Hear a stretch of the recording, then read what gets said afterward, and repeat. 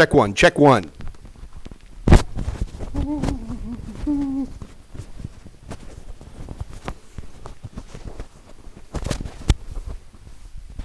Sorry about that, kids.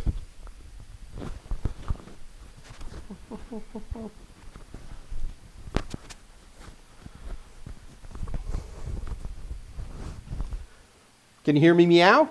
All right. That's embarrassing. I'm going to blame the cats. Somebody unplugged my sound system from the back of my computer. That darn cat. Scott, can everybody hear me now, brother?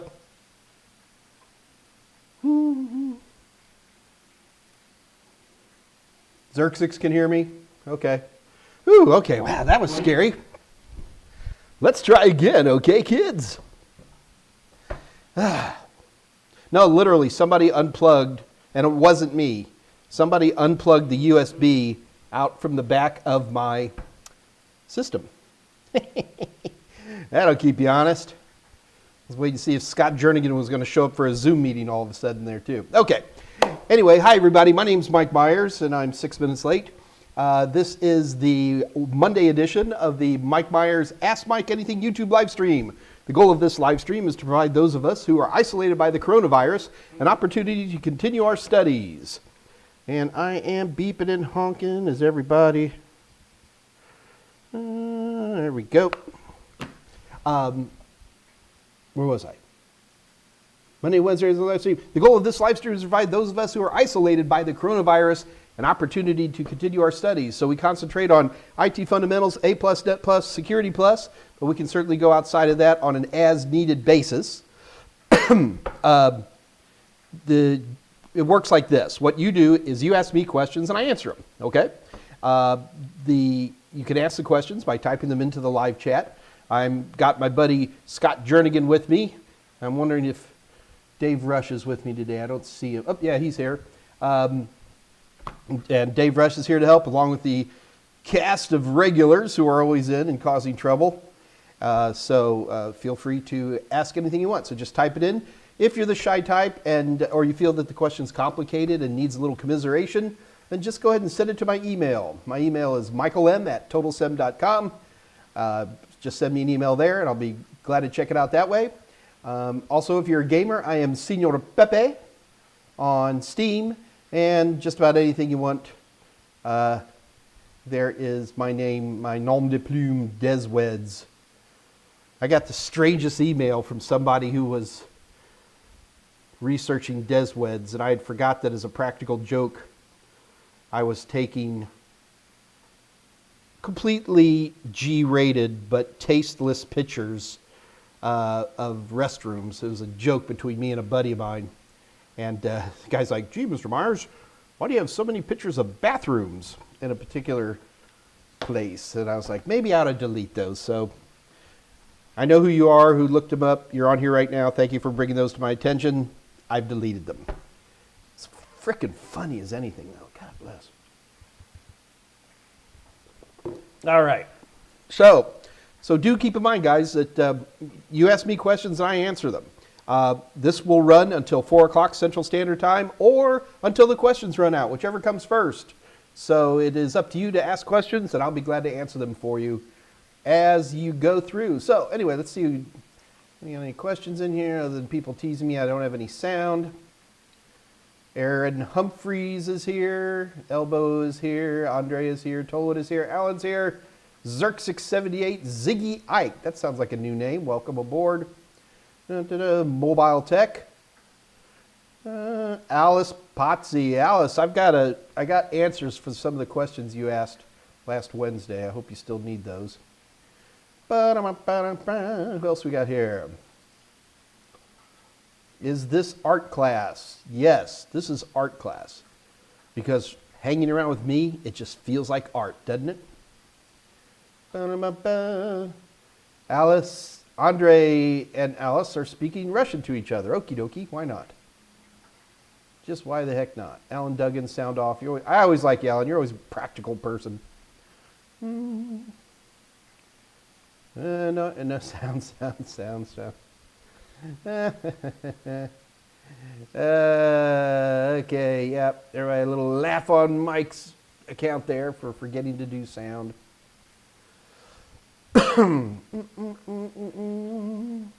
Ulises Ferrer.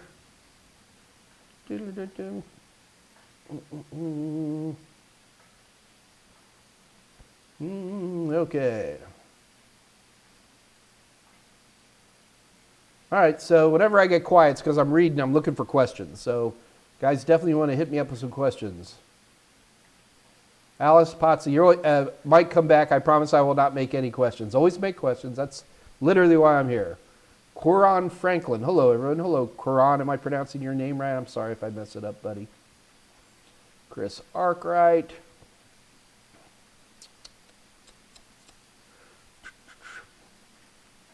Project Draven. 2:05 p.m. I have a question. I'm working on getting into IT, so I want to document the repairs and what not I have done. And what not I have done. What I have done, so I can show to potential employers suggestions.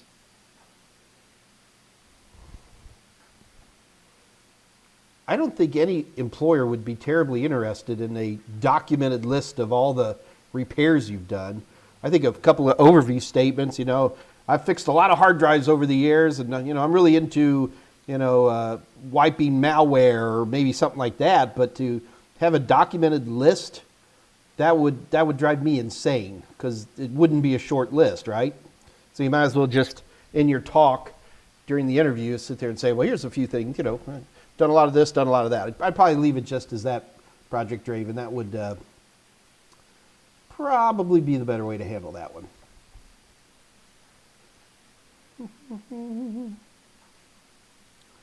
Yes, Elbow, I would have gotten away if it weren't for those meddling cats. Oh, and for the record, the cleaning lady did not break my Raspberry Pi. My Raspberry Pi is in perfectly good condition. The cleaning lady broke my USB AC adapter. Much easier to replace than another Raspberry Pi 4. So, got an extra adapter right here. I'll have my Raspberry Pi up and running in no time.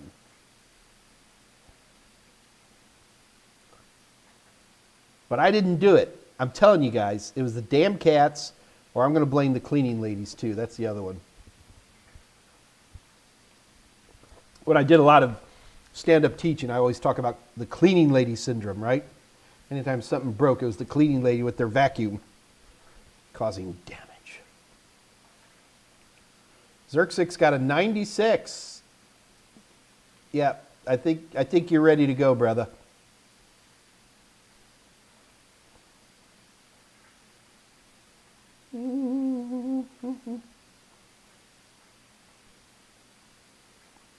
So I hope you guys had a nice weekend. I had a really, really quiet weekend. Have you guys seen these game? I don't even call it a game. It's the adult coloring books thing. I've always thought those were ridiculous. And I was just desperate to look for a game for my phone. So I downloaded these things. I'm hopelessly addicted to that. I've got rid of Merge Dragons. I deleted Merge Dragons. And now I'm doing paint by number. And you can't go outside the lines. So I don't get it. Christopher, 2:09 p.m. Christopher with a KHR Christopher. What would you say is a better field to get into, security or cloud computing? Cloud computing. Security isn't. I know security is all reaming, but talking about security in IT is like talking about electricity in IT. It's everywhere. It's a part of it. There's places to go in security, but cloud computing is really, really in desperate need of more help.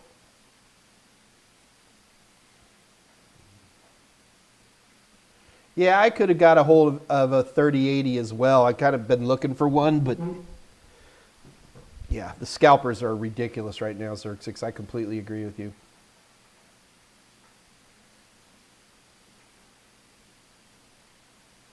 Project Draven, I had a question. Go ahead and ask it. Or did I already get it? Bash You Day. Uh-oh. Did we pop and skip there? Bashu Dev from Charlotte. That's a nice town. I like Charlotte. I like a little bit, even better in Charlotte, drive a little west to go to Asheville, North Carolina. Good beer. NM. God, we haven't seen you in ages. Where have you been? We've been having fun without you.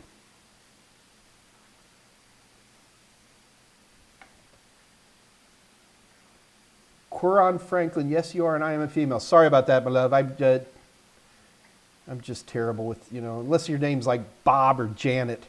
I used to say Karen. I can't say Karen anymore. But welcome aboard all the same.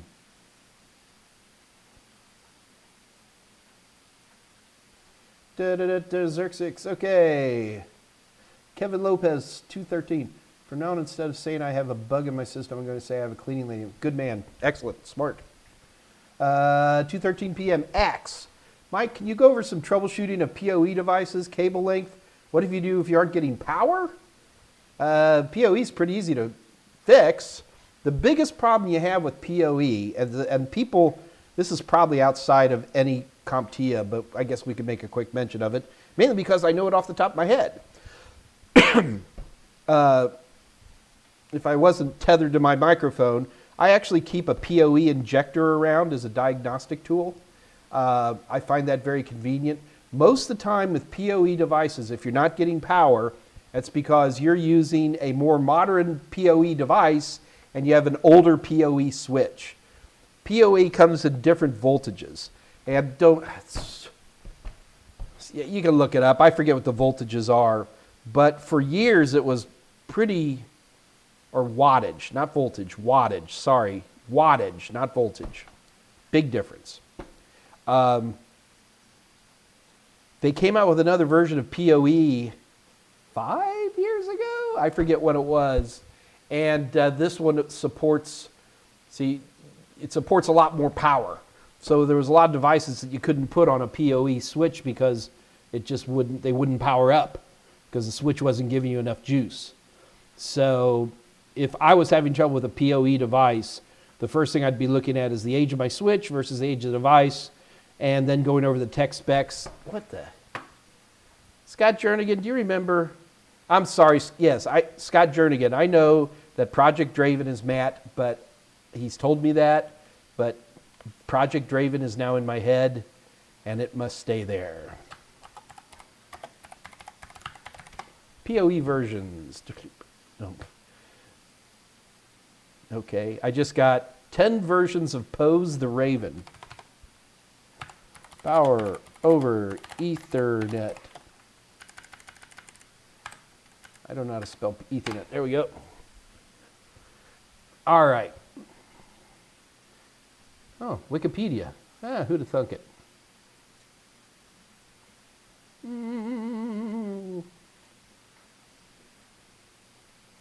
All right, so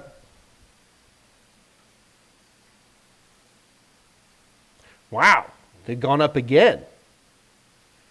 There's 4 versions of PoE now. 802.3 BT, which is not an 802.3 standard I'm aware of, clears another type of power over Ethernet. There are 2 wattage levels, and it's 50 watts and 71 watts. Geez, you could run a light bulb on your power over Ethernet switch. That's amazing. But anyway, Axe, if I had a PoE device that wasn't playing well, that'd be the first thing I'd check, more than anything else. The other thing is that most PoE devices still came with an AC adapter, right? So a lot of times just plugging that in and making sure it's powering up and everything to make sure the device itself is okay. That would be the 2 things I'd do.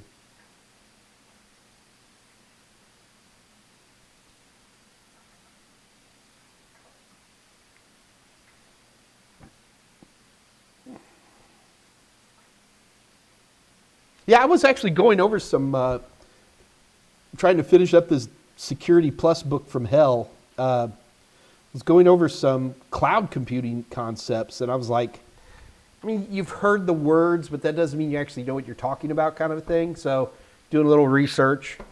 And as I research this particular topic, I'm starting to realize that all the training materials I'm reading stunk. And it's like, wow, this is really bad. Like, I don't think anybody knows what they're talking about.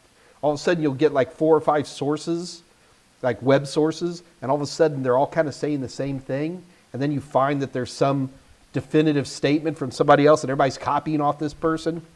Yeah. Somebody needs to start developing some really good cloud materials.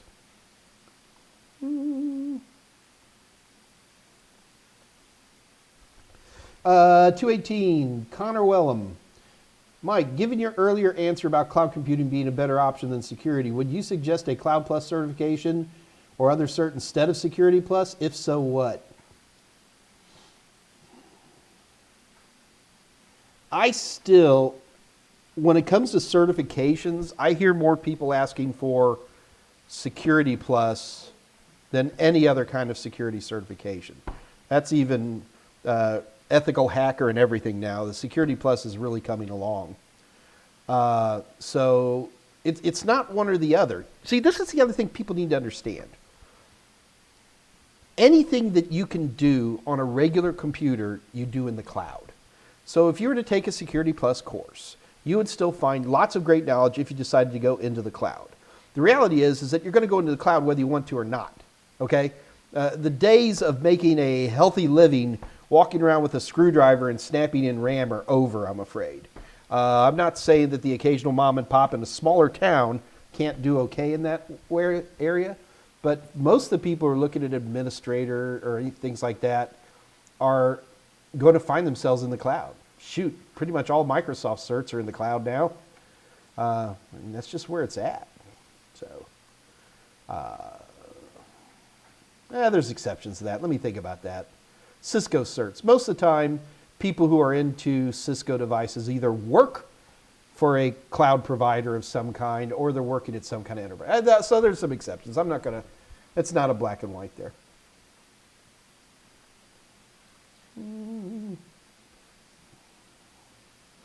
Brendan S. Christopher, what's the best way to start on the cloud computing route? Honestly, I'm not sure Cloud Plus would be the way to go. I would probably go with Amazon certifications, if that's the direction you want to go.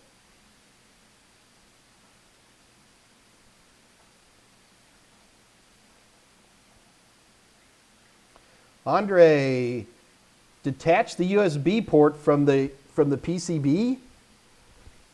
Andre, this is why I know how to solder. I am not a good solderer, but I can do basic soldering. And I've done real well replacing power connectors on laptops and all kinds of devices just by soldering it. So, Andre, I'm assuming you're a solderer.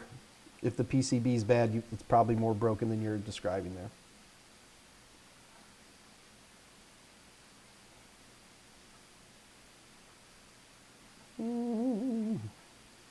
Mr. Sharp. Mr. Sharp, how many drives can you afford to lose in a RAID 10 setup? Oh, got to be careful here. It's RAID 10. Is that a stripe of mirrors or a mirror of stripes? It is a stripe of mirrors? It doesn't matter. You can lose 2.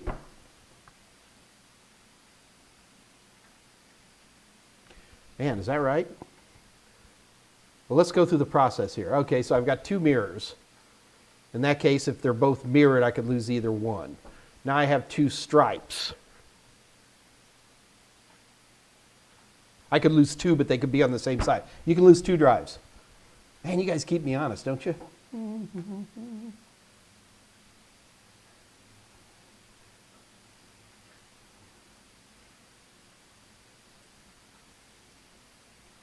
Yeah, elbow would be 1 drive in either pair or 1 pair, depending whether it's a stripe of mirrors or a mirror of stripes. But it'll still always be 2.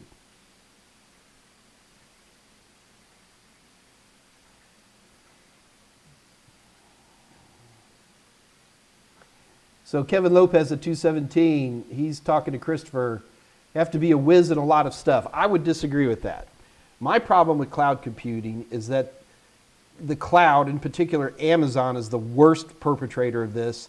They love to invent new terms for stuff that already exists. So just because you have a permissions on a local Linux machine, or if you have permissions on a virtualized Linux machine up in the cloud someplace, there's still permissions. Why Amazon wants to call it something other than permissions, I don't know. To me, the biggest problem with cloud computing is learning all of their terminology. Usually I've discovered that when you see people starting to spew out lots of new terminology, they're trying to create a priesthood and they're trying to bar other people. Is usually, I mean, Cisco's obviously horrible about this, but there is, it's a priesthood thing. You guys understand what I mean by priesthood? I mean, they become gatekeepers to try to keep people out of their business.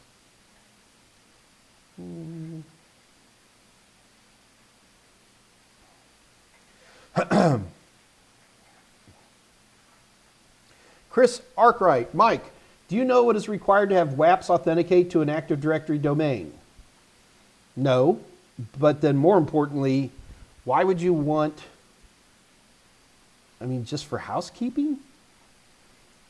Usually if you've got an array of WAPs, you don't necessarily want to authenticate the WAPs themselves. Are you talking about people logging into an Active Directory domain wirelessly, like you got a laptop with Windows 10 and you want to be on the domain? That has nothing to do with the WAPs. That's a conversation between the laptop and your domain controller.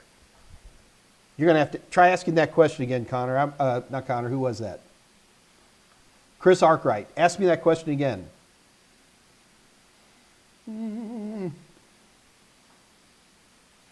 Andrew Hutz.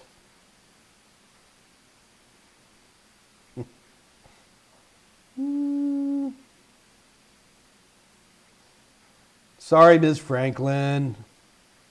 Okay.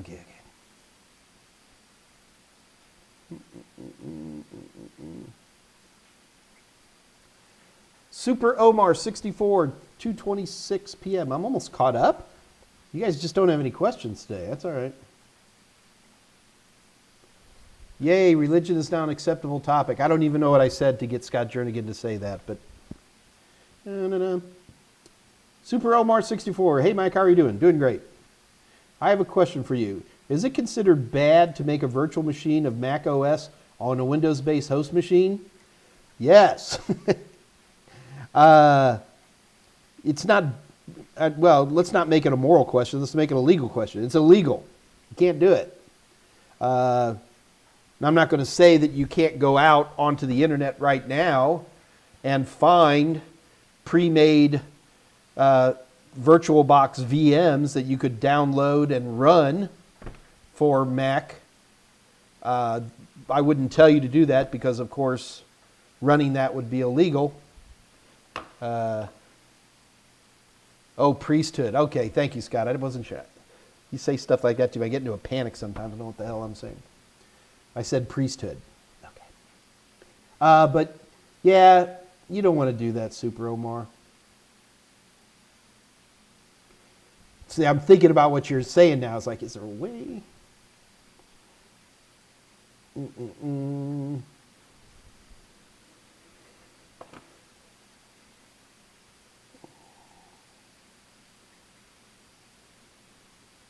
Just looking for questions, folks.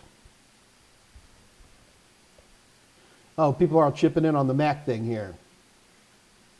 Yes, how do I force Active Directory domain authentication for the user via wireless? So the users must have domain creds to access the wireless network.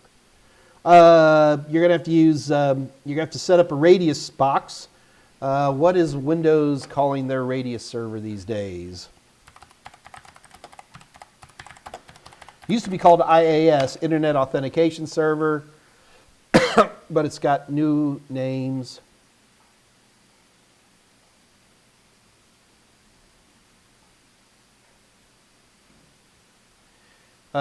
NPS, Network Policy Server.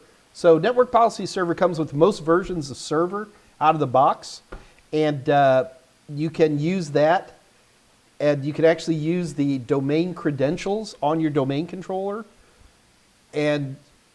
but you're still, yeah, that would work. That would absolutely work. Yes, there you go. set up a network policy server on your Windows server, and that should do the trick for you. I have not set NPS up. I've set up IAS back in the day, but that's like 6-7 years ago. That was a complete bear. It was horrible to set up. So hopefully they're doing it better now, but I haven't done it.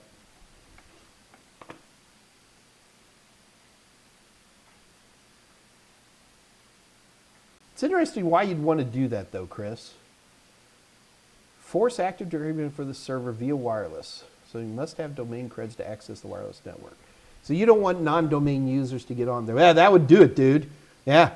You set up a radius server and require them to log in with their AD credentials. That would take care of the problem.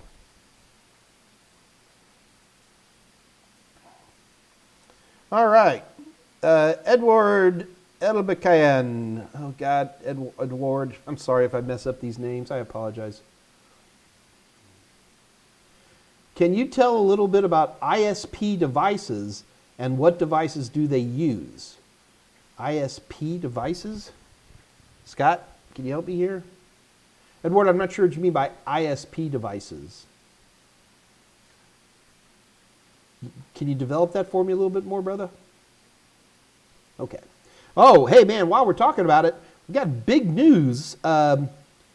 This Wednesday, 2 days from now, we're going to have Tim Green, my executive editor, who's been helping me. He's from McGraw Hill, and Tim Green is more knowledgeable about actual I'm more knowledgeable technically than Tim is, but if you want to know what's going on, particularly at CompTIA, Tim Green is the man. And Tim's going to be on this Wednesday. So we're going to do a Zoom-style meeting. It'll all be the same on your guys' end. But, man, if you've got, like, some of the more hairier questions that people ask, you know, like, when is this coming out, or things like that, Tim's really good at that stuff. He's bound by the same non-disclosure agreements that I am, but it's a rare treat to have Tim Green on. So definitely, not only tune in, but tell your friends to tune in. Wednesday's going to be a big deal, and we're also going to have at least one big giveaway on Wednesday. And so be aware that that's there for you.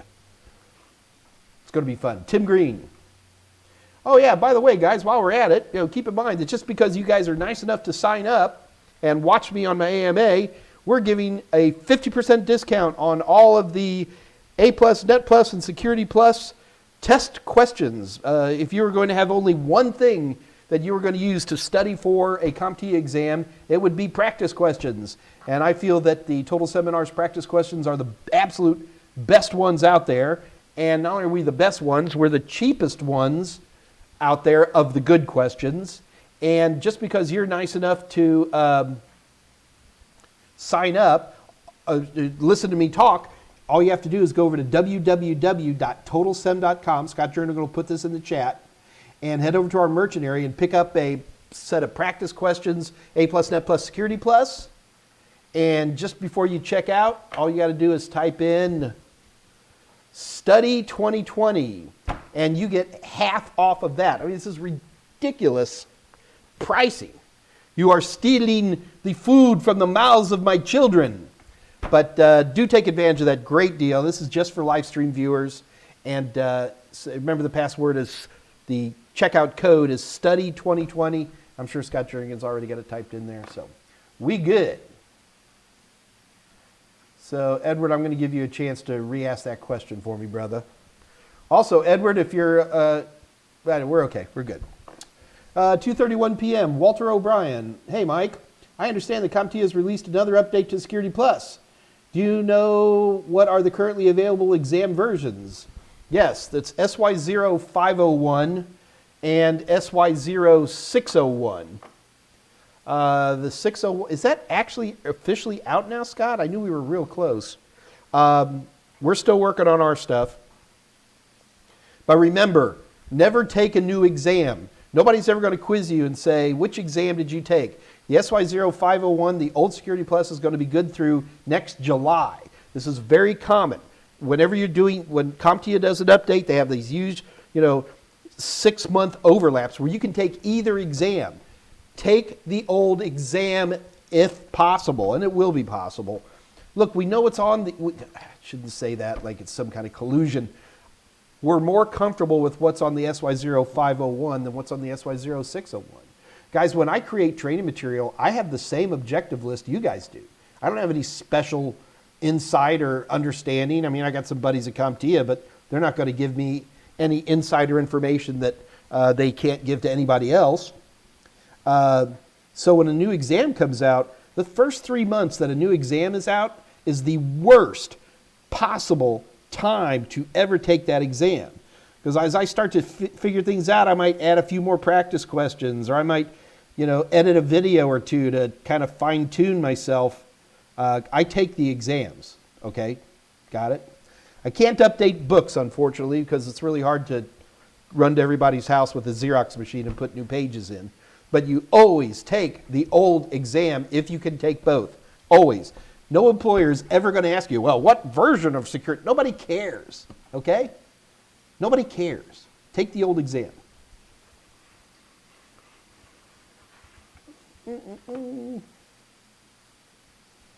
So Walter O'Brien, SY0501, which is the old exam, and then SY0601. Scott, is the Security Plus out now? I knew it was really close, but let me guess, it's been out for 3 weeks, right?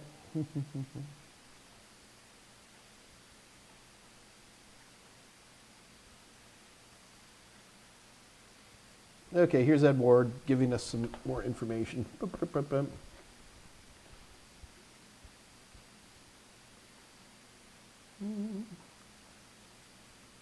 Internet's, okay, here's Ed Ward. Thanks, buddy. Thank you for Internet service providers. Okay, what do they use to interconnect networks together? Routers. Routers. The router in your house that you use to connect your few computers and your phones up to the internet have more features than big, powerful routers on the internet. That's because those big, powerful routers aren't going to be doing, NAT, for example, or stuff like that. But they're just routers. Now, they're physically big, powerful routers with big, powerful power supplies, but the difference between a $200 home router and a $250,000 router for the internet, the biggest difference is how fast it can move packets. That's really why you pay, $250,000 for some big old, router that interconnects a bunch of Ethernet and DOSIS and stuff like that. It's for that. So I would argue that the internet is nothing more than a whole bunch of interconnected routers, the whole internet. And in some places, they have computers and phones hooked to some of the routers on the edge. But that's what the internet is, dude. It's just routers with big pipes. Edward, just keep asking questions, man. Don't ever be afraid to. If I have now half answered the question for you, keep going, brother. There's nothing wrong with that. Afka Patel, what is the difference between an out-of-band modem and out-of-band console router? I have no idea. Where do you guys get these questions? I mean, it's fascinating. Afka, feel free to ask those questions. I think what you might be talking about when you're talking about out-of-band modem and console routers is, for a lot of these things, for maintenance, they will have a secondary, what's often called the out-of-band connection. So if you need to do maintenance on it or something like that, it's a secondary port. It could just be another Ethernet port, but it's a secondary port that you can use to connect to it to do things. For decades, like every Cisco router had a little console port, and you would see a modem. So here'd be this router like in a hotel, okay? And the router has its regular connection. It's got the ISP and all that stuff. But a lot of times what you would see is there would be something plugged into this console port, which would be plugged into, back in the old days, it was an old dial-up modem. But today you often see is a secondary internet connection of some kind. And that's usually used so that administrators can get to the router and do stuff with it. And because they're not using the actual bandwidth of the ISP to do it, they call it out of band. I'm pretty sure that's what you mean.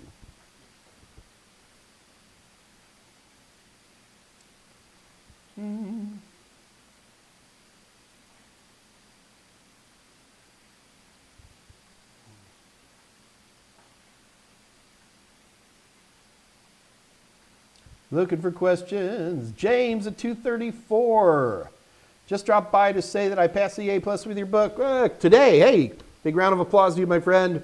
Well done, James. Congratulations. Kevin Lopez. Mike, when do you update the COISA Plus on Udemy? I don't know, but I know it's being worked on. Since we use talent other than moi to do that, and because of the COVID virus, nobody wants to get on an airplane, and nobody wants to sit in a stuffy studio and shoot videos. I know that the little gremlins in our video production department have come up with a way to do it, but I don't have any time frames on it. I know that it's being worked on very aggressively. Maybe Scott Jernigan will know for me. Oh, here we go. CYSA Plus is from Scott Jernigan. CYSA Plus should be finished within a week or two at the most. And the nice part is the moment we finish it, we can immediately upload it to Udemy. So keep an eye out for it. It will be a week or two at the most. Da-na-na.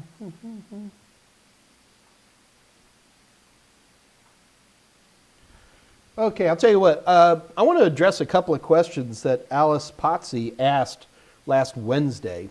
But before we get into that, I want to say a couple of things. Number one, I'm not a Cisco expert. I can putz around in Cisco and do stuff, but I don't want to ever get you guys thinking that I know Cisco. I know it well enough to get my own stuff running, and that's about it. And the tiny amount of Cisco that we know it's on the Network Plus, I got that covered too. The challenge I have, and Alice, I'm pointing this straight at you, babe, and that is when you asked me those Cisco-type questions on Wednesday, which I'm about to answer for you, it made me nervous in that would put up a big red flag for my training materials. If you have training materials that's going to ask the questions that you asked me, and these are for, say, Network Plus or Security Plus, I would be very concerned of the quality of your training materials, because these topics aren't on any of the CompTIAs. But we can talk about them because, it's fun. Oh, goodness. Lots of questions scrolling in. But let's go ahead and let's talk about that. Where was that? All right, carefully taking notes. Okay, yeah. And then sparse mode, dense mode. Okay. So the two questions that were asked me. Mike, when people are talking about things like IP and they're talking about inside global and outside local and all that, what does that mean? Let's go ahead and answer that one real quick because that one's pretty easy. And yes, Alice, just because I love Italy so much, I made a 2-page PowerPoint presentation. All right. Oh, nobody amuses myself as much as me. Okay, so first of all, when we're talking about this stuff, we have inside and outside, and then we have global and local. So whenever you say inside addresses, you're talking about you have control over the IP address assignment. You can set them as static, as DHCP, or whatever you want. Outside means you do not have control over the address. Somebody else has addressed those systems, and you have nothing to say about it. Address assignment. There we go. Okay. And then number 3, local means private IP addresses. That's all that means. And then global means public IP addresses. So let's think about that a minute. So if you have inside local addresses, that would be the internal addresses that you configure on the inside of your NAT. Easy enough. If you have inside global addresses, that could be like the WAN address of your router, something like that. Does that make sense? And then outside addresses are just other people's addresses, whether it's on their WAN or whatever it might be. So better than me just talking, let me show you what I'm talking about here. All right, so let's do a little setup here. There you go. It's the internet. So on one side, I got a little network. And then I got the internet, and here's another network far away, okay? So this network here on the left, that's my local area network, and this over here is just some arbitrary faraway network that has nothing to do with me, okay? So let's start with something easy. Here in my own network, so these are all going to be inside addresses. So this is going to be an inside local address, and that ties into most private IP addresses, right? In your internal networks, 192.168 or 172s or 10 dots or whatever it might be, but it's a private IP address that you have control over. An inside global address is an address that you have control over. Now, I'm going to say it's the WAN address on your router, but some people might argue with me because they're going to go, well, wait a minute, Mike. I don't have any control on that address. Well, yeah, you do. You have a lot of control. The control is based mainly on how thick your wallet is more than anything else, but you do have control on what that address is. Even if it's DHCP, you can always just do a release renew, right? So inside are addresses that you control, local addresses are private addresses, global addresses are public addresses, okay? Let's just keep going here. Now, on the far away side of this, an outside global address is just somebody else's faraway address. Now keep in mind it's global, it's public. It means you can access it if you want to. And then outside local is going to be somebody's internal addresses. This is a perfect example of what I call priesthood. A, Alice, you're not ever going to see this on any CompTIA exams that I've ever taken. B, we're talking about Cisco. And Cisco loves to invent terminology, which in many cases I think does nothing more than confuse you. The one thing I will say in its defense, though, is when you talk about these addresses, it helps understand more complicated versions of NAT. Most of us, when we talk about NAT, the only thing we know about is we have a NAT router that has a bunch of private IP addresses inside the local area network, and they all share the one inside global address, right? One to many. Everybody out there is all connected to that same router, and that router gives everybody the address. So that's one way to look at it, but there's actually a lot of other ways to look at NAT. We don't see these types of NAT very often. Static NAT, for example. With static NAT, you can have one router that's receiving 3 different IP addresses. Well, Mike, how could it do that? If there's only one wire coming in, doesn't mean that there's only one IP address? Nope. You can have as many IP addresses as the router can handle. And let's say you have 3 web servers behind that. Each one of those has a private address.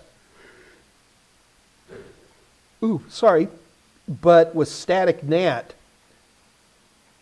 each one of those internal IP addresses is statically mapped to one of the 3 outside, or I shouldn't say outside if we're doing it on our end, global addresses. There's a lot of exceptions. There's a lot of other examples. And I think that's where the whole inside local, outside local can become handy, is when you're looking at more aggressive forms of NAT to do, that those come into play. How's that for an answer? Mm-hmm. Oh, there was another question. Oh, sparse mode, dense mode. Okay. I could have answered this on Wednesday, but I just wanted to make sure I wasn't a big fat liar. Number 1, these are multicast terms. So people really get confused about multicast, and they shouldn't, because multicast is just magic. It's wonderful stuff. Most people have no problem with unicast versus broadcast. Most people are okay with that. But where they get confused is when we start talking about unicast. So, I got a drinking problem. So let's make sure we understand what multicast is. With IPv6, for example, we don't use DHCP in a perfect world. What we do instead is the router will send out announcements or advertisements. And these are multicast addresses. A broadcast address is going to be like 255.255.255.255. But in the IPv6 world, I can address stuff to like, I'm going to lie, FE80:6. And that means I'm a router advertisement. You can double check and see what those are. So a multicast is only sent to those who are listening for it. So that means if you're running IPv6, your network card has its link local address. It may have a public address, but it's also going to be listening on all these different FE80:1:2:3, and each one of these are different pieces of information. So in essence, that network card in your computer has a number of addresses. A multicast will only send it to those who ask for it, or if there's a router that's asking for it, okay? And then the router will dispense it down. Now, with that understanding, if I have some multicast data that I want to start shooting down the line, and this doesn't have to be IPv6. You can do this as IPv4. It's 239. I forget what the exact multicast addresses are. Anyway, you can get a device that starts just barfing out multicast information to a lot of people who may not want it. In some cases, that's fine. But what you're doing there, when you start sending out multicast to everybody, or at least until somebody says stop, that is multicast dense mode. And you still see that used sometimes for like video conferencing tools and things like that. But for the most case, what we do today is we use what's known as multicast sparse mode. In a multicast sparse mode environment, really what you're doing is you're not going to send this to anybody until somebody asks for it first. And you'll see that done with some VoIP systems that have audio conferencing and stuff like that. We'll use sparse mode in that particular case. So that's the difference.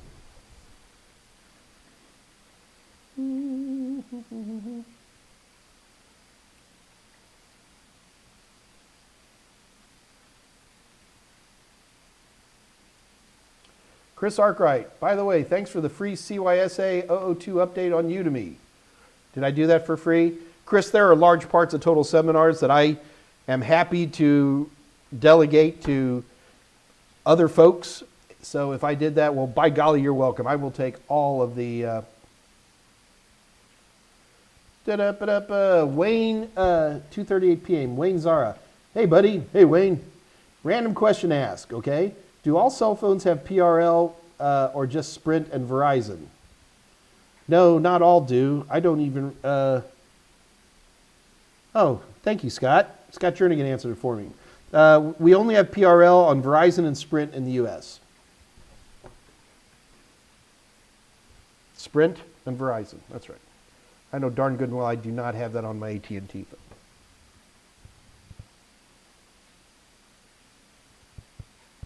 So Edward, you got all these certs, dude. Are you working? Do you have a job?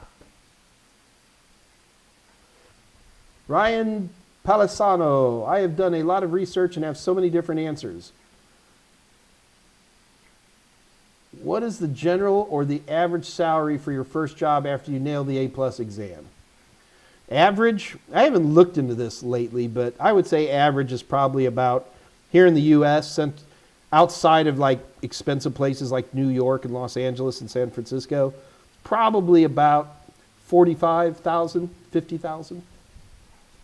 Maybe a little less than that. But you got to keep in mind, your salaries go up a lot. Once you have your entry-level job, usually within your first year, it's not terribly uncommon for people to increase their salary by 50%. I mean, once you're in, it tends to go for you pretty quickly.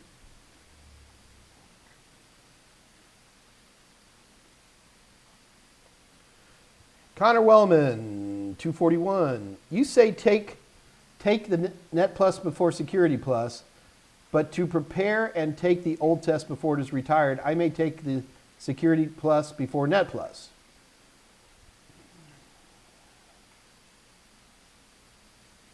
there any tips for getting the essential net info before Security Plus?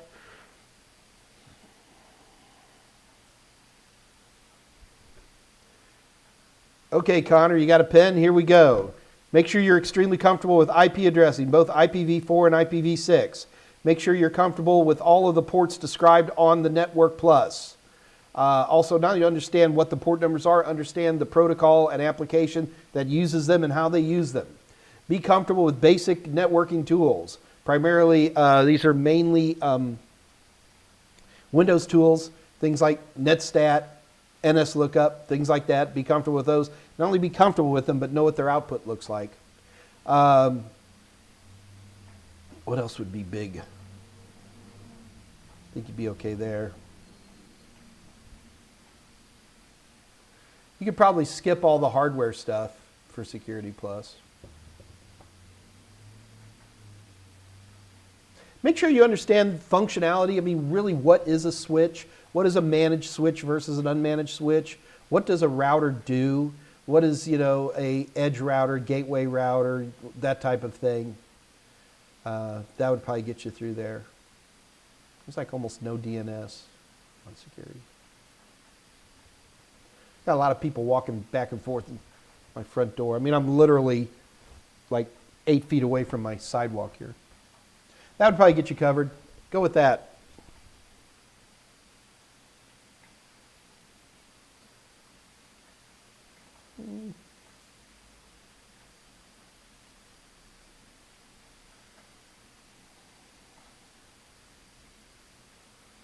Brandon B, really need to reboot those layer 8 devices. I hear you there, man.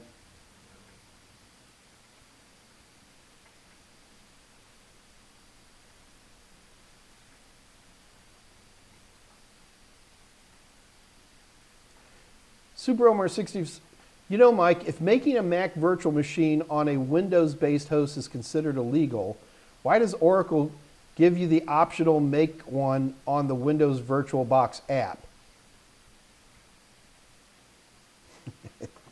I'm going to let you think about the answer to that one, Super Omar. The Xerxes78, how difficult and expensive would it be to set up an ISP? Man, all you got to do is set up your own wireless network, set up a WAP, and then charge people to get on it. You're an ISP. Seriously. I mean, the only thing about setting up an ISP is getting customers. You should ask Brendan S. about that.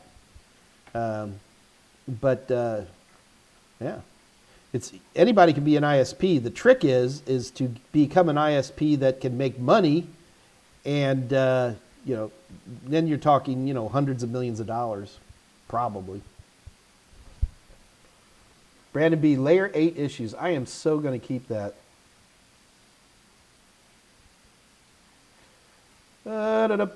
Sunny and Mango, can you explain the ticket granting ticket process in Kerberos? No. I'm not trying to be a smart aleck. I forget it. I got a really great course. I don't have it memorized. I apologize. I'll tell you what. Come. Amber alert. I will do a Kerberos, a little quickie Kerberos on Wednesday.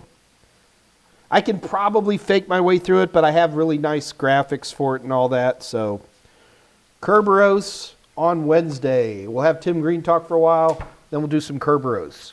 Okay? Sorry, Sunny and Mango. I don't have that stuff like off the tip of my tongue.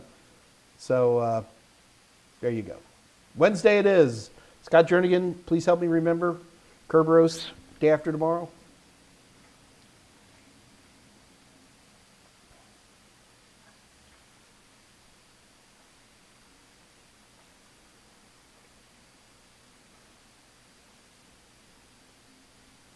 Dave L. So watching movies on a streaming channel is multicast.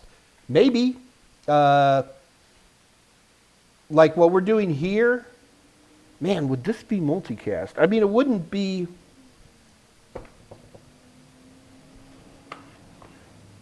See, I can't tell from my end because I'm doing a single cast up to the YouTube servers.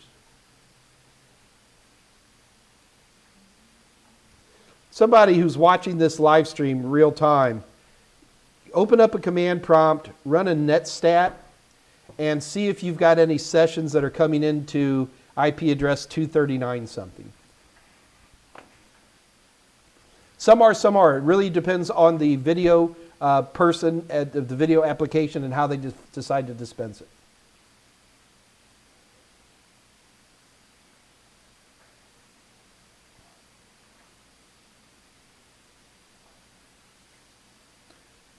Andre, is it 253?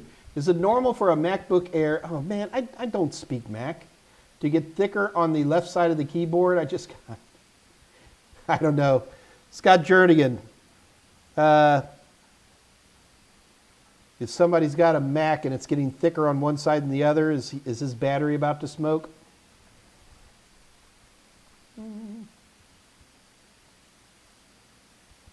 Not a D is saying swollen battery. I'm not going to disagree with that.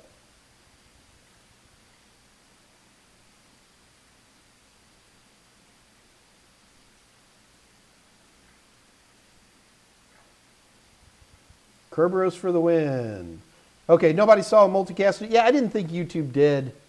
I'd have to do a little research to see who's still using multicasts, but they're out there. They're more common than you think.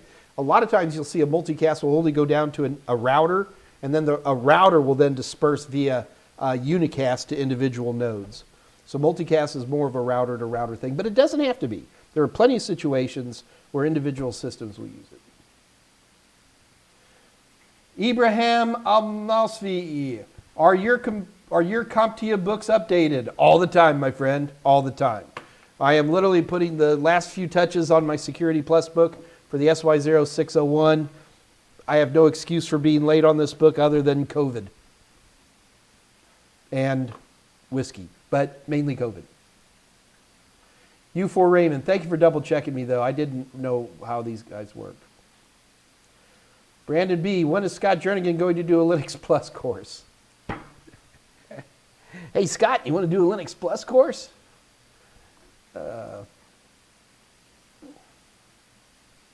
Kevin Lopez, I didn't know batteries get swollen. Oh, they do. Down in Texas, people ask silly questions. I had a flat tire, and I'm pulled off the side of the road, and this good old boy comes pulling up, and he goes, "Tire flat?" And I was like, "Nope, the other three just got all swole up."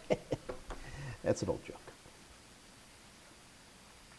Yeah, we haven't done Kerberos for a while. It'll be good for our souls.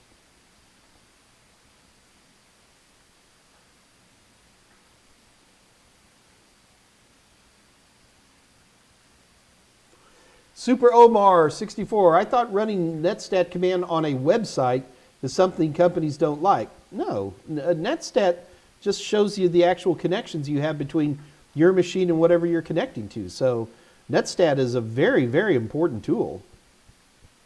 Honestly, I would say 90+% of all my network repairs are done between ping, ipconfig, or IP if I'm on Linux, and netstat. Those three commands do a huge amount of work. But no, they don't. I'm not sure what companies, and I don't necessarily run netstat on a, oh, I think I know what you're talking about. I'm sorry, Super Omar. A lot of people, if you're on certain websites that do a lot of telemetry, Facebook, sorry, it makes them unhappy when you run netstat on your own personal machine that you own, and suddenly go, wow, look at all this other stuff going out, all this telemetry. And there are ways to block it. And they don't like that. I mean, you want to block a lot of telemetry, your go-to tool is a Raspberry Pi hole. Pi-hole, H-O-L-E. It's a DNS redirector. It's very, very powerful. All you need is a Raspberry Pi. Schlep some software on there, put the Pi hole between you and the router, and it makes just about everything disappear very, very quickly. Dear Keys, Wednesday, A+ 1002 exam. Wish me luck. Luck! I wish you luck.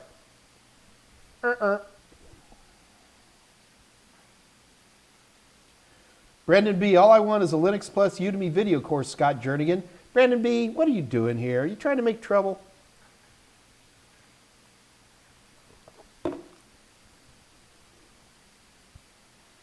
Flat tire, only on the bottom side.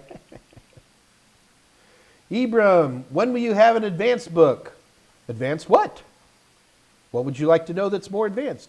Keep in mind, Ibram, my goal is to be a good basic trainer. And I think that's what my job in life is.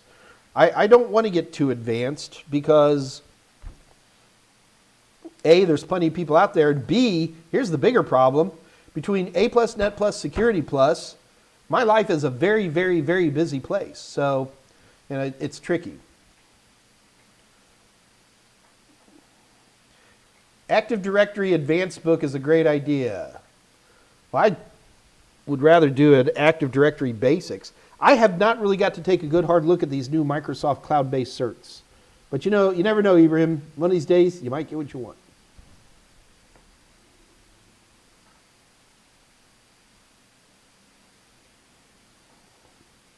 Brandon B., I can't help Mike win his Udemy promotional announcement bet on the AWS Cloud courses. I want that salary. Go for it, man. All right. All right, well, things are quieting down here quite a bit, folks. Now, do remember that the goal of the Mike Meyers Ask Me Anything live stream is that I keep going until the questions stop. So I'm going to go ahead. Let's do a quick competition. Anybody want some free practice questions? You have to type yes if you want me to do this.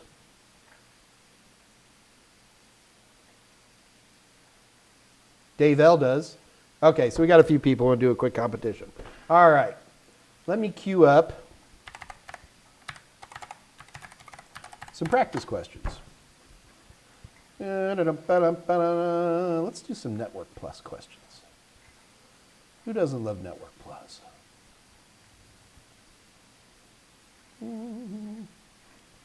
Boring.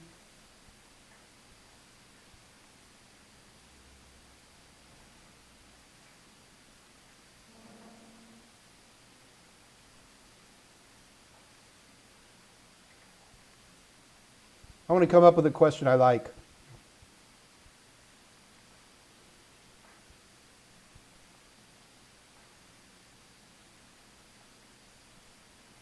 All right, I'm going to invent a question. You guys ready? Okay, so here's how competitions work here. You are competing for a free set of, I think it's 90 days access to either A+, Net+, or Security+. You choose, okay? Number one, this competition is not fair, okay? I will ask a question, and whoever writes in the first answer that I like the best wins. Unless you're Alice, who's won this a bunch of times and she's being nice. Okay.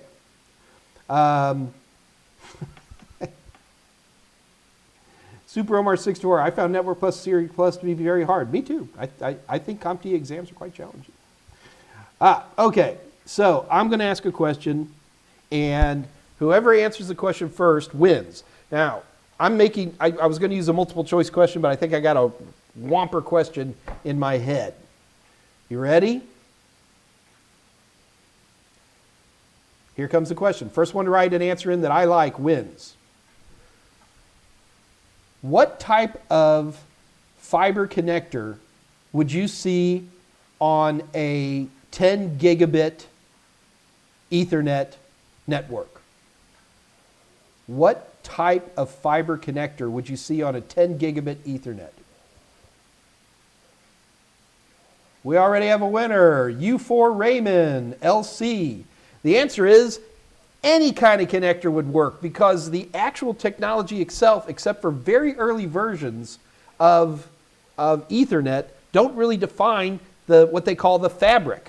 And you can use any kind of connector, including an LC or an ST or any of those. Any of those would work. So, U4 Rayman, didn't you win once before already? All right, well, anyway, it doesn't matter. U4 Rayman, you, sir, are the winner. So, what you got to do here, U4 Rayman, to collect your prize, you need to send an email to kathyy, that's Kathy with a K, Kathyy @totalsem.com. Don't bother, Scott Jernigan's going to put all this on the chat window for you. And, oh, that's right. Okay, it's your first win. So U4 Raymond, you got to send her an email, okay? And you send her an email. You say, I won Mike's competition. Please give me access to, and then say A+, Net+, or Security+. The login is based on your email address, so send it on an email that you want to log in on, okay? So congratulations to you, U4 Raymond. That was fun. Let's do it again. See if I can pull up a...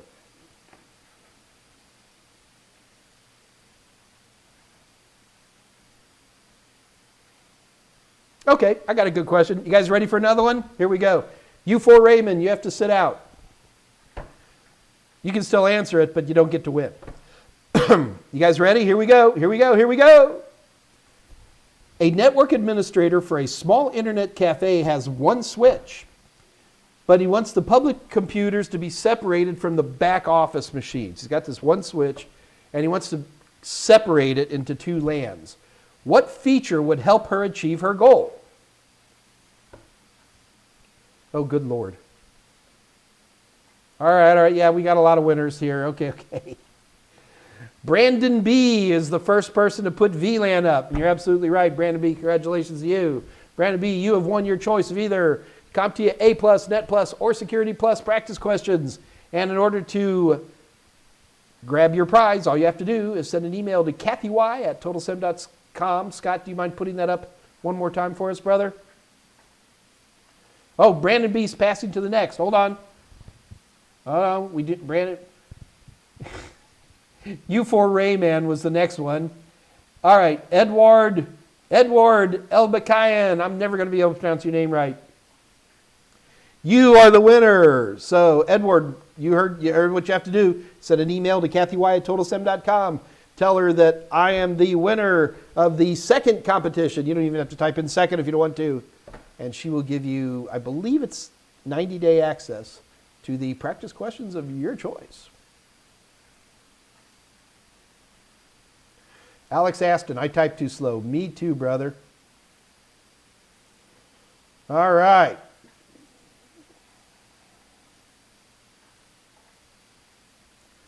Charlie Steffens, 312. Hey, Mike, I have a... Oh, what's the email? Yeah, right here, Charlie. There you go, brother. Michael M. at totalsem.com. Keep those cards and letters coming, kids.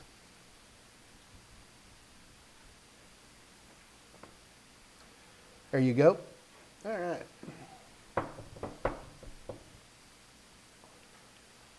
Charlie, I'm assuming you got that to your...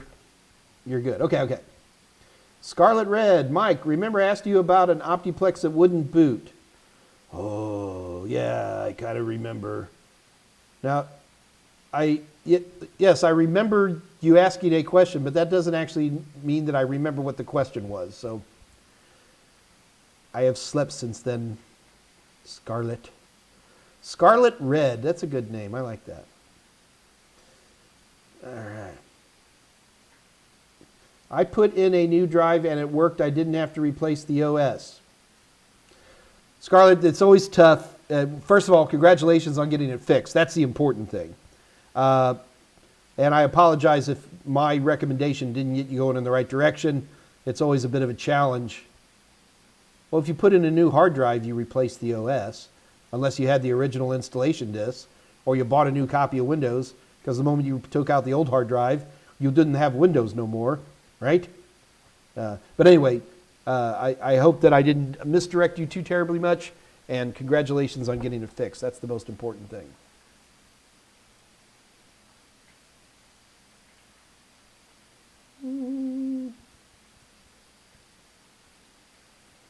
Look at that, Scott Jernigan. Everybody wants us to do a Linux Plus book.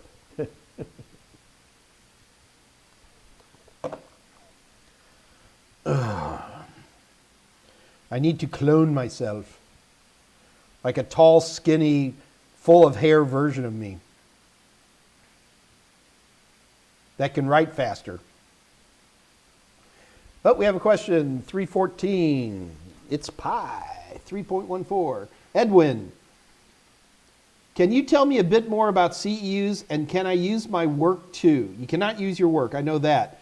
But if you have a business and that sends you to, you have to take classes or go to conferences or things like that in order to get CEUs for CompTIA. But the other thing I'm going to tell you, Edwin, is I'm not a big fan of those, mainly because I would rather see you get more advanced certifications that will help you as your career advances, as opposed to just redoing your A+. Now, if your job requires you to continue to keep your A+ up to date, well then sure, go for it. But if I'm looking at a resume, I would much rather see a person who's got A+, Net+, Security+, CCNA, you know what I mean? Where it shows that they're growing, as opposed to somebody who just keeps their A+ updated. I do not know what your personal motivations and plans are. So if it's for work, it says, I work for a company and we sell HP. That sounds like somebody where you might need to keep it up. And do certificates that are not from CompTIA also count? I'll tell you what, Edwin, Tim Green, my editor from McGraw Hill, is going to be on Wednesday, this Wednesday. So we're already doing Kerberos. I'm not going to forget that. But to have Tim Green is like genius at this kind of stuff. I don't have the answers off the top of my head. I know you can go to the CompTIA website, www.comptia.org, and they give you a list of examples of CEUs that you can take advantage of. But I also know that a lot of people have just took a conference or something, and then they submitted it to CompTIA, and CompTIA accepted it. I also know people where it wasn't accepted. But do be aware, www.comptia.org has some, on their CEUs, their continuing education, they do a pretty good job describing what they'll accept. And that's probably the best place to go.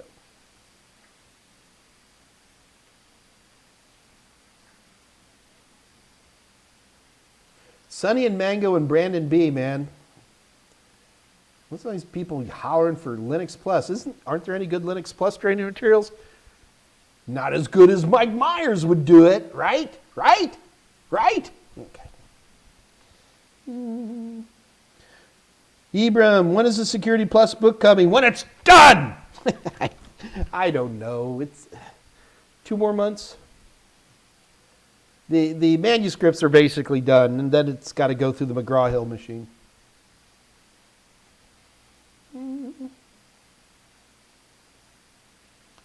Ali Azizi, is your 3:15 p.m. Is your CompTIA A+ course on Udemy enough to get A+ certification? Yes, but in order for people to pass any form of certification, I feel that you need 3 things. Number 1, you need a book. Number 2, you need videos. And number 3, you need practice questions. The Udemy practice questions we have on there are good. I would say that my big test bank that you buy separately from www.total7.com, or win a competition today and get it free, or go over there and buy it for 50% off using the code. What was the code again? Today's code is STUDY2020. You need practice questions. I know many hundreds of people who have used nothing but the Udemy videos or the LinkedIn videos, they're basically the same, and have been very successful passing A+. I wouldn't recommend it. A lot of people are not book readers, then skip the book. Okay. A lot of people don't like watching videos, then skip the video. So, but you should have, but you really can't skip practice questions. And I would say yes, but get yourself some good practice questions too.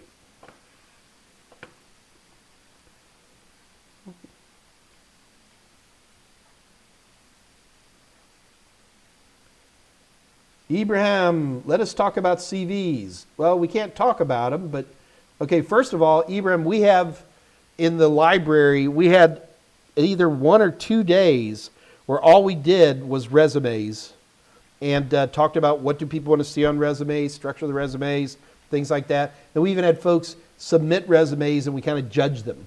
So all you have to do is do a search here on YouTube for on the Total Seminars channel, just search for resume, and you'll see those videos. They go into great detail, Ibram, and I would recommend them highly.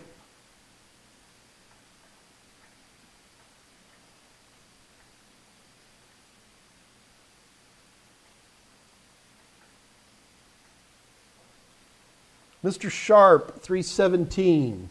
Do you think that Python is becoming prevalent in the fields of cybersecurity in the cloud? Python's very popular. I mean, it's an excellent development tool.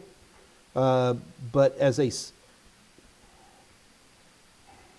I'm going to change your question, Mr. Sharp. Do you think that Python is a popular language for web development? Oh, yeah. Oh, yeah. I think that between Python and JavaScript, you're well on your way to a healthy income. Is it prevalent in the fields of cybersecurity? No, I wouldn't say not necessarily. No, I don't think it would be. And is it the cloud? Everything, all web development's in the cloud anymore. So yeah, it would be in the cloud. All right, so I changed your question a little bit. I hope that didn't mess it up.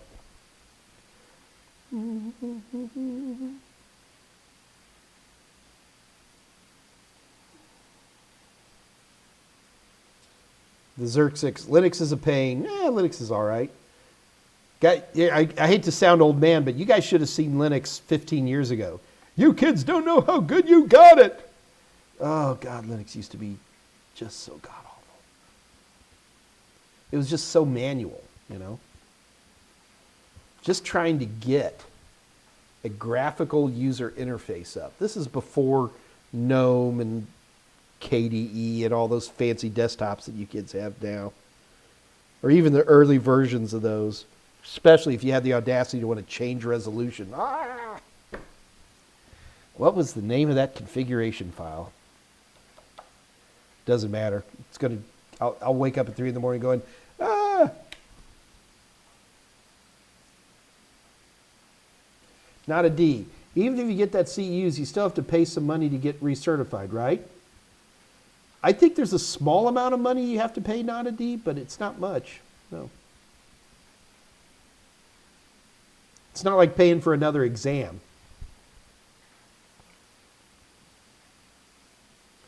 Man, I thought you guys were going to be done asking questions, and here it comes. Why is Scott putting a link in on Amazon? Oh, yeah.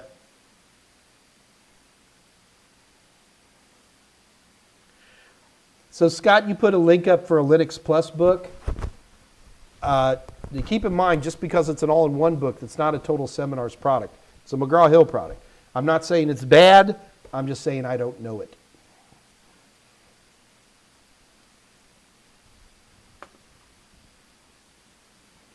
Daniel Carrillo, how about practice labs? I don't feel that people need those. To me, if you're not comfortable enough with a certain tool where you can almost make your own labs, try pinging somebody and it's unsuccessful, diagnose the problem. You know what I mean? You've almost invented your own lab, right? We do lab books, but it's mainly for schools, and I've never been real happy with them.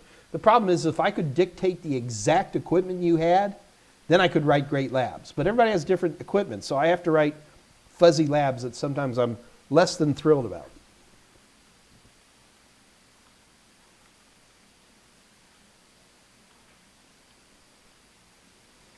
(3:20 p.m.) Devin Sabek.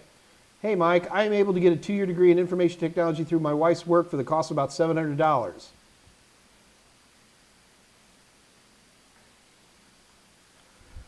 So, Devin, it's always, when it comes to education, if you can get a 4-year degree, go to university, get a 4-year degree, do it. Just do it. If you can't go to a 4-year degree here in the United States, we have lots of 2-year degrees, double A's, degrees like that. Those are also good.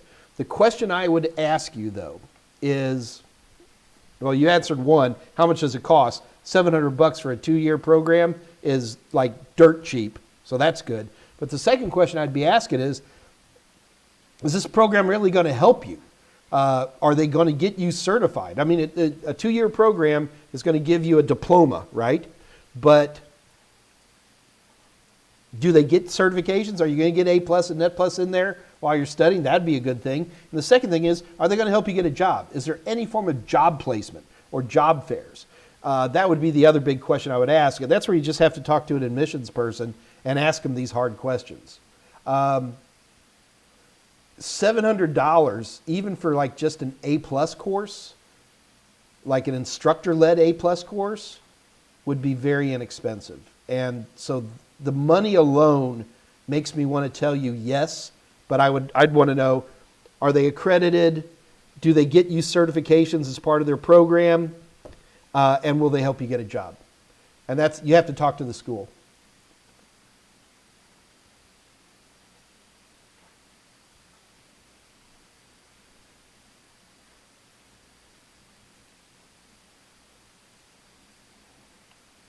Yeah, Xerxes, degree is greater than certs. I agree. Well, the degree, what you're trying to do is open the door, right? You're trying to get yourself in the door. And the degrees are always going to be better than just certs. But over time, after you've had a couple of jobs, then the degree becomes less important. And then it's your job experience and your certifications. Andre, I'm going to let you talk to Scott Jernigan about the simulations for Security Plus.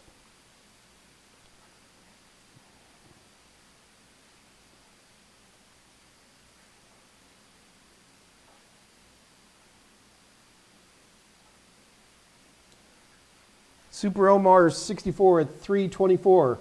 Maybe when the whole COVID-19 thing is over, Mike, maybe you'll think about making a Linux Plus course if you have time, right? Right.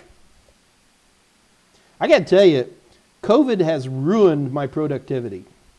I'm the kind of person, maybe because I'm old, you know, I like coming to the office and talking to the guys and having a cup of coffee over the coffee machine. Hey, what are you doing today, Bob? Hey, Mike, what are you doing? And sitting in my house all day, you know, where bathing becomes optional. Have I taken a shower today? Or maybe I just shaved for you. Do you know? You don't. And I'm a super social person. You know, I like people. So sitting in my house all day, and I'm just realizing that I have not seen another person in the flesh in Friday. Yeah, so.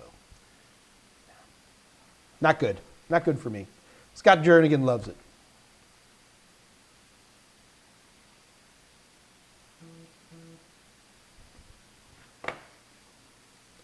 I missed a question. Oh, back at 255, Edward. I don't have a job yet. I'm only 17 years old.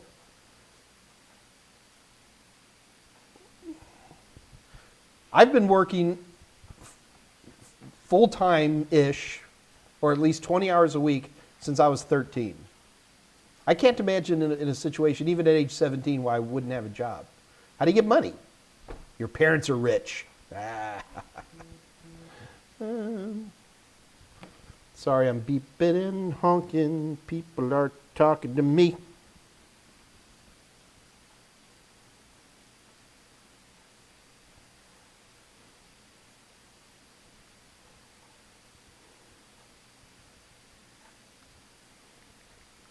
Sorry, kids. Brandon, congratulations. What did Brandon do? Congratulations, Brandon. Did I miss something? What'd you do, Brandon? Scott, what did Brandon do? You get a big round of applause for doing something good. Scott's talking to me on the side, telling me what I missed, question-wise.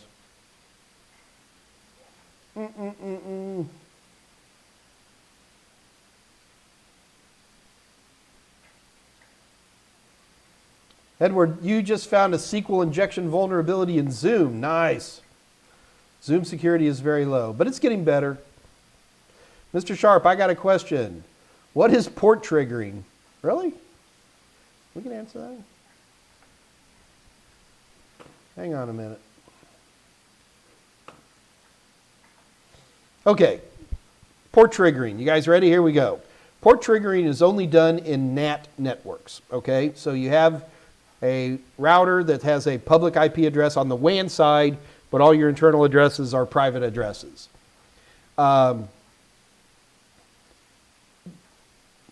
With NAT, a NAT router will not allow any incoming port numbers unless they were initiated from the inside. So if you initiate a HTTPS conversation to a particular IP address, the NAT router will go, oh, I keep track of the IP address and that the outgoing wanted to do 443, so I'll allow 443 back in. Get the idea? That's great. The problem is some protocols do not necessarily respond on the same port that the initial request went out. And FTP, or at least what's known as active FTP, is probably the best example of that. If you're connected to an active FTP server, and by the way, you guys connect to FTP a lot more than you think you do, because every web browser supports FTP. So when you make an initial outgoing request on FTP on port 21, that originating device will respond back, if it's an active FTP server, will respond back on port 20 and port 21. That freaks out a NAT router because you sent out on 21 and now this thing's talking back on port 20. So it's like, no, and it blocks it. It won't work. With port triggering, you go into the router, you go, listen, if anybody sends out on port 21, allow both 20 and 21 back in. So port triggering means if somebody sets off a trigger for a particular port like 21, let other port numbers in as well as the originating port. And FTP, active FTP is probably the best example of that. A lot of game servers require port triggering as well. The big thing to remember with port triggering is if you're not using NAT, you're not using port triggering. It doesn't work. It wouldn't mean anything in a non-NATed network. Edwin, which Windows Server version do you recommend for Network Plus training? 2016 or 2019? Whatever you can download for free from Microsoft. I guess it's, Scott, when we did this 2 weeks ago, I think we downloaded 2016. Here's the better answer. It doesn't make any difference. The stuff that Network Plus asks, and really A Plus too, asks about this is so simplistic. Ooh, sorry kids, that it doesn't matter which one you use. Either one's fine. Whatever's free.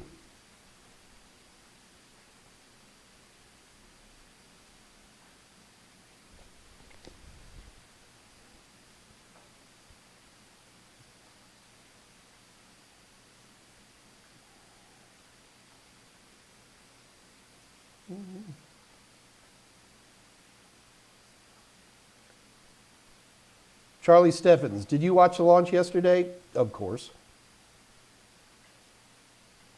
I love the way the astronauts sit there because they're in 0 Gs and their hands are like this. America!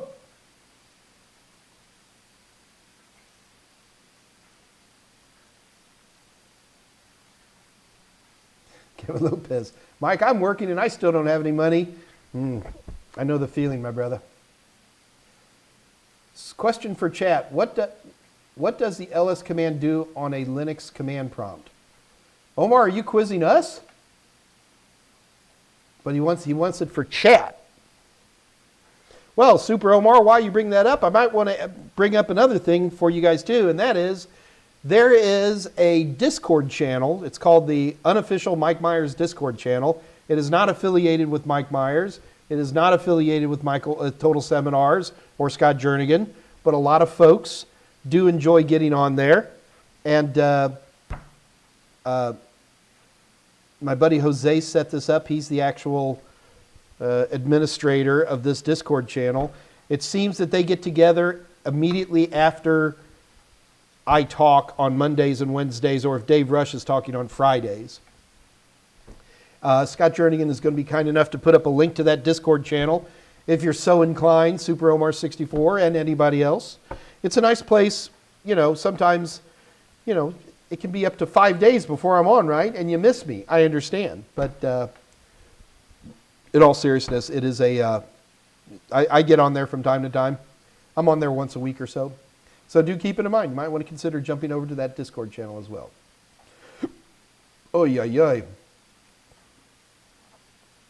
Frank Townsend, 3:30. Mike, currently watching your A+ course on Udemy, and this pops up. And this pops up on my YouTube recommendations. Ah, cool. All right. Thanks for all you do. Thank you, Frank. Did I miss any questions? Brandon B. passed the AWS Solutions Architect Associate. Well done. Go get a job.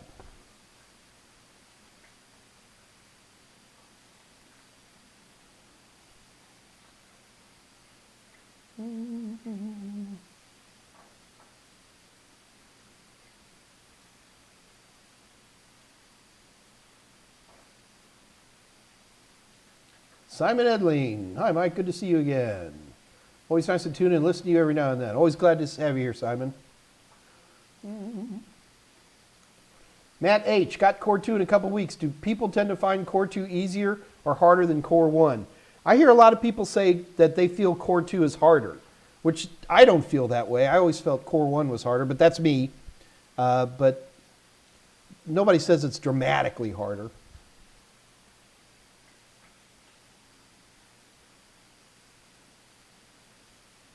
Yes, Charlie, the touchscreens are pretty cool. What do I know about Starlink? Who's Starlink? I mean, sometimes I just need a reminder. Are they an ISP? Starlink is on the leading edge of on-orbit debris mitigation.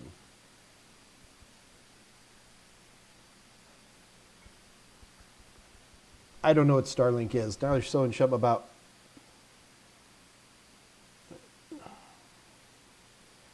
Oh, this is what's his name's satellite-based internet stuff. I've heard of it. I know nothing of it. I live in inner city Houston. I've got gigabit up and gigabit down. I'm happy as a clam. I've got fiber. So, sorry, Edward, I don't know anything about Starlink. Is that even up and running?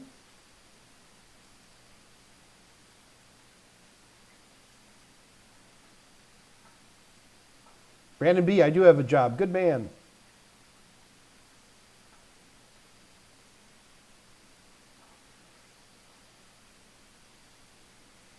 Wen T. Lee, you said Core 2 is harder. Well, I've changed my mind. I'm mercurial like that.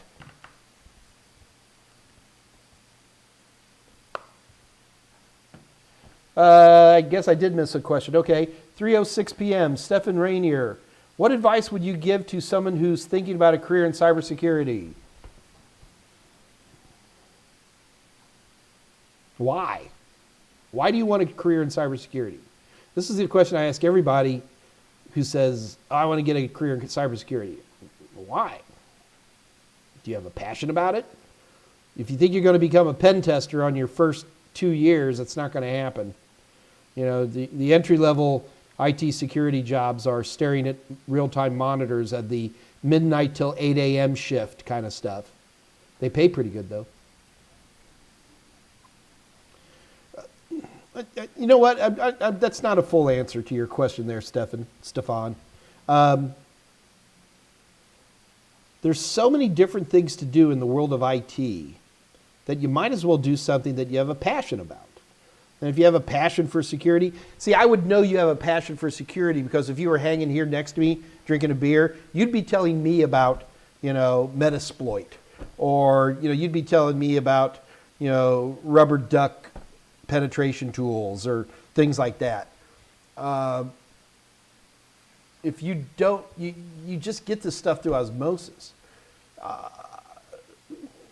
Just get into IT, and get into networking, basic networking. Understand your networking, and then see where you want to go. You might have a lot more fun in the world of Cisco. You might have a lot more fun being a wireless professional. You might have a lot more fun being a Microsoft administrator. You know what I mean? So make sure you know your passion. And the more you know your passion, the better you're going to do. I haven't worked in 25 years. Really. I love what I do.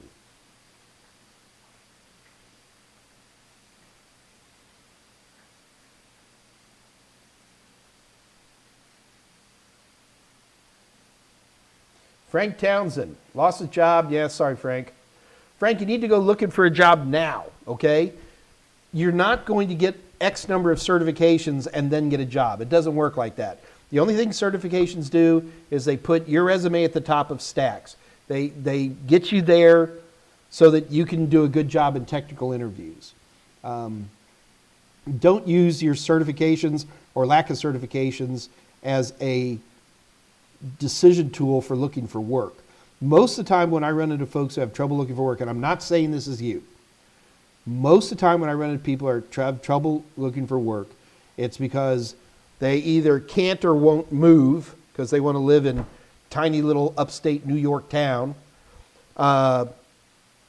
They don't have a car, you know what I mean? Or, well, the wife and the kids are happy here, you know, things like that. I mean, if you were a young go-getter person, and even not that young, and you'd come down to Houston, probably get your work in about a week or less. You know, it's a big part of it. And again, I'm not saying this is you. Please don't feel like you have to defend yourself to me. But go look for work. There's lots of entry-level jobs. And a lot of these entry-level jobs are now stuff you can do at home. And we did 2 videos a couple of months ago. In fact, I'm thinking about bringing Jessica Dickerson back because we get so many questions about how do I get a job. I'm going to let me see if Jessica's available. And what we're going to do, the last videos we just kind of talked about where do you look. But she started referring a lot of like temp agency websites and stuff like that, but I want to make her actually zero in more detailed. Let me even see if she's available.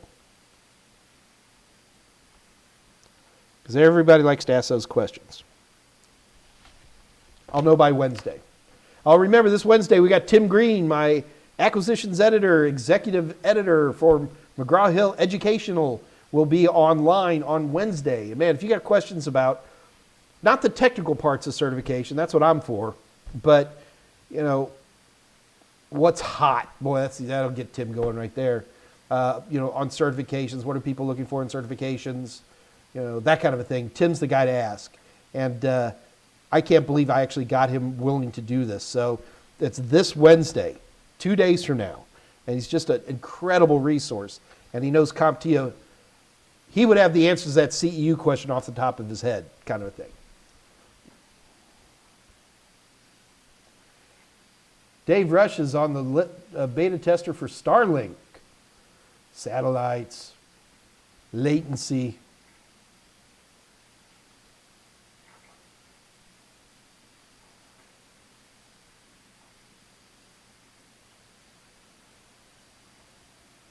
Because they watched Mr. Robot. Yeah. It's a good series.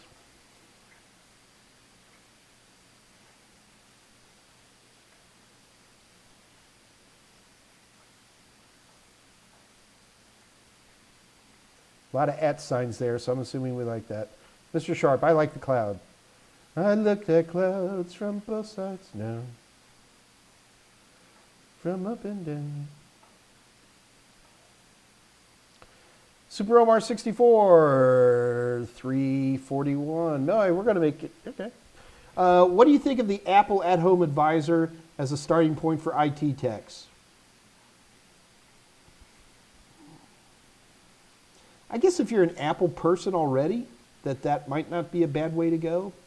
I find IT support at Apple to be kind of a dead-end thing. I don't know people who move much past that unless they get out of Apple and look at, say, networking in a more generic way, that kind of a thing.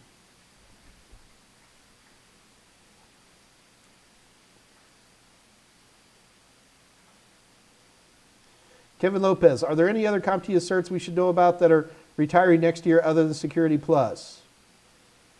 I'm not aware of any others that are retiring next year. I'm sure there are, but of the big ones, no. David Rush, latency is not an issue. Starlink is a low Earth orbiting network of sats. Yeah, Dave Rush, one rainy day, we'll be talking about latency. Told what, you really don't, I don't know clouds at all. All right, you guys are all we're now reduced to conversations that are better for Discord than for Mike Meyers. So I'm going to go ahead and wrap it up early unless somebody throws a question out like right now. Ian Camacho, can I explain split horizon? You mean for like VPNs?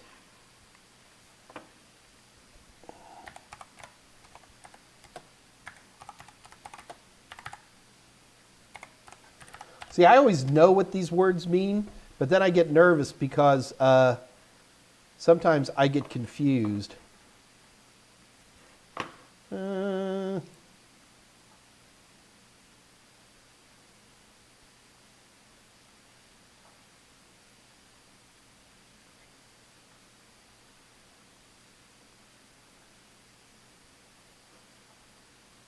Split horizon. Oh, no, Ian, you're talking about, oh, God bless it, guys. Ian, I'm a little blank on split horizon. I'll hit it. Are you talking about VPN split horizon? Because now I'm looking here, and now they're talking about split horizon route advertisements, which I don't think that's what you're talking about, but it could be. David thinks he is talking about that. Ian, I've seen it mentioned on Net Plus. That's because I wrote it.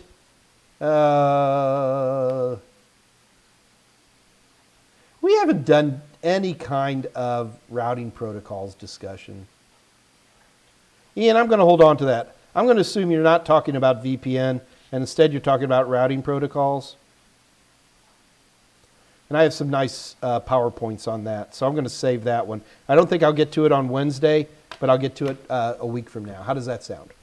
Sorry, bud. Don't mean to leave you hanging on that one. It's going to be another one of these stump mic kind of days. What's your favorite OS and favorite Linux distro? My favorite OS is Windows, mainly because the more people use it, the more money I make. And my favorite Linux distro these days, I'm an Ubuntu guy. What can I say? I like Ubuntu.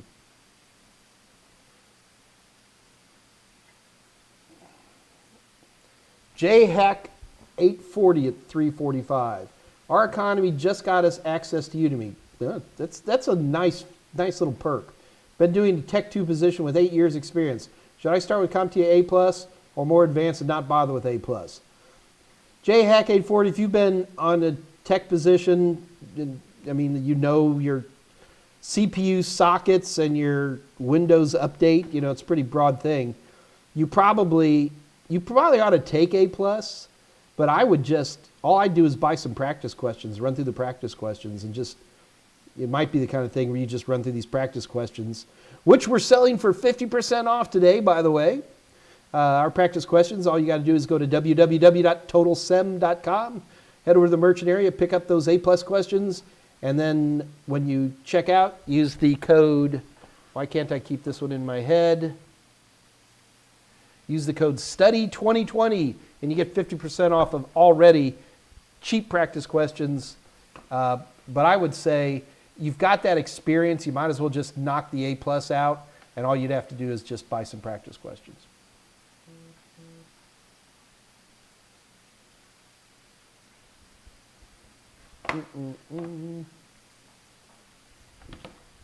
Sorry, kids.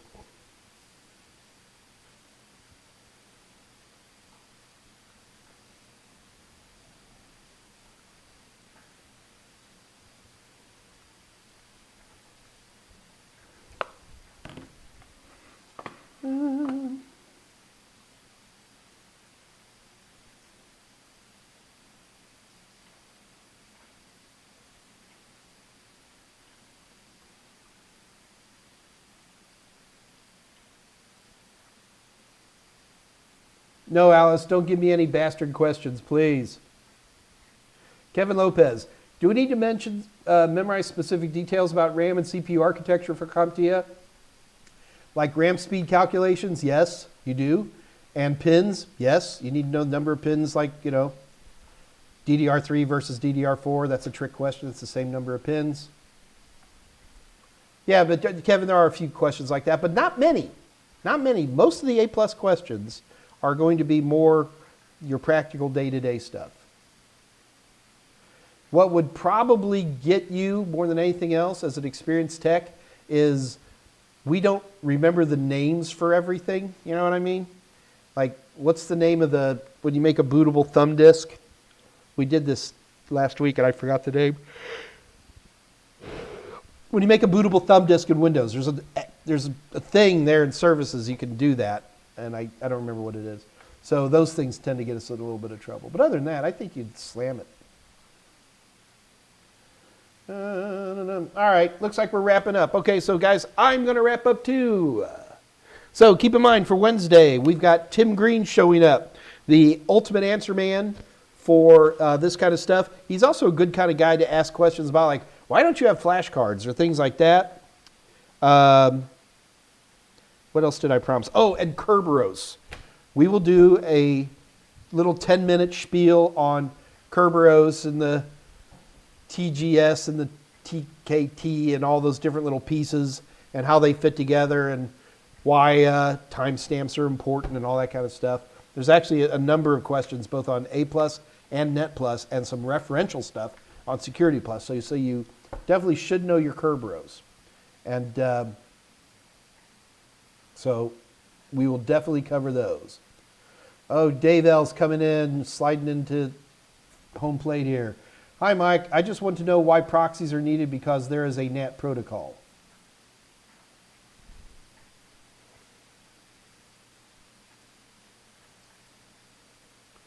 Different animals, Dave. So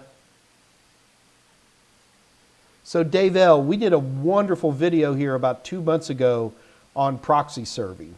And if you do a little search on that, I'm pretty sure it'll pop up. And you can take a look. And we really do talk about proxy versus reverse proxy. And you'll see proxies are wonderful and powerful tools. But NAT, you're saying that because NAT would hide your IP address?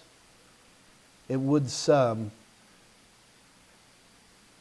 Boy, that's a...